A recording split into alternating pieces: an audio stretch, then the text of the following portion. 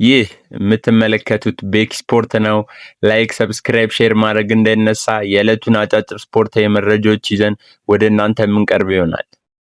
ማንቸስተር ዩናይትዶች አሰልጣኝን በተመለከተ ለውሳኔ እንደማይቸኩሉና እስከ ውድድር ዓመቱ መጨረሻ ድረስ እንደሚጠብቁ የተነገረ ሲሆን ከያዛቸው እጩዎች ከሮበርት ዲዘርቢ ጋርም ሆነ ከሌላ አሰልጣኝ ጋር ምንም አይነት ንግግር እንዳላረገና አሁን ገበያ ላይ ካሉት አሰልጣኞችም የተሻለ አማራጭ ሆኖ የሚታየው ማይክል ካሪክ እንደሆነና ካሪክን በቀጣይ ዓመት ማንቸስተር ዩናይትድን በቋሚ አሰልጣኝነት እንደሚመራ ይጠበቃል። በሌላ ዜና ማንቸስተር ዩናይትድ እስካሁን ከብሩኖ ጉማሬሽ ጋር ምንም አይነት ንግግር ያላደረጉ ሲሆን ለኒውካስትል ምንም ጥያቄ ያላቀረቡ ሲሆን ከሱ በተጨማሪ ሌላኛው የአታላንታው አማካኝ አንደርሰንን ለማስፈረም ስለ ሁኔታዎች ጠይቀዋል ተብሏል። ማንቸስተር ዩናይትዶች በዚህ ዝውውር መስኮት ሁለትና ከዛ በላይ የአማካኝ ስፍራ ተጫዋቾችን ያስፈርማሉ ተብሎ ይጠበቃል።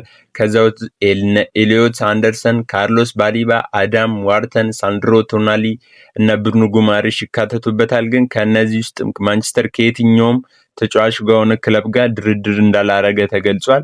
በሌላ ዜና ማንቸስተር ዩናይትድ የአካዳሚ ውጤት የሆነ ኮቢ ማይኖ ጋር አዲስ ኮንትራት ለመፈራረም እንደተቃረበና እስከ 2031 የሚያቆየውን ውል ሊፈርም እንደሆነ ተነግሯል ማለት ነው።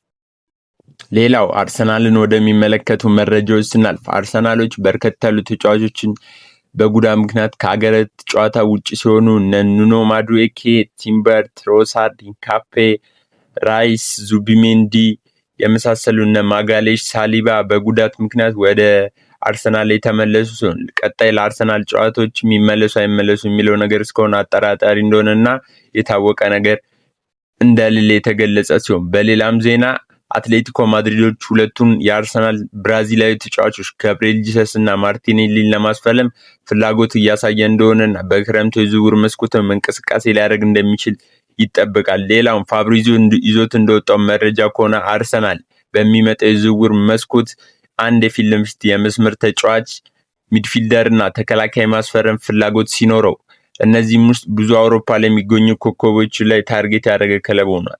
በሌላኛው ዜና ቶተናም ሆትስፐርን ወደሚመለከተው ዜና ስንሄድ ቶተናም ሆትስፐር ጊዜያዊ አሰልጣኝ አድርገው የቀጠሩን ኢጎ ቱዶር ማሰናበታቸው ተገልጿል። ኢጎ ቱዶር በቶተናም ባረጋቸው ጨዋታ አብዛኛውን ጨዋታ በሽንፈት ያጠናቀቀ ሲሆን ከሊቨርፑል ጋር ብቻ ነው ነጥብ ይዞ መውጣት የቻለው። በዚህ መሰረት ቶተናም ሆትስፐር ወራጅ ቀጠና ላይ የሚገኝ ቲም ነው እና ሮበርቶ ዲዘርቢንም በዋና አሰልጣኝነት ለመቅጠር ከፍተኛ ጥረት እያደረጉ ሲሆን ከያዛቸው አሰልጣኝነትም ግንባር ቀደሙን የያዘው እሱ ሆኗል። ለዕለቱ የነበሩን አጫጭር ስፖርታዊ መረጃዎች እኚህን ይመስላሉ። ሰብስክራይብ፣ ላይክ ማድረግ እንዳይረሳ። ቤተሰቦች ደወል ምልክቷን ይጫኑ። የምንሰራቸው አጫጭር ስፖርታዊ መረጃዎች ወደ እናንተ የሚደርሱ ይሆናል።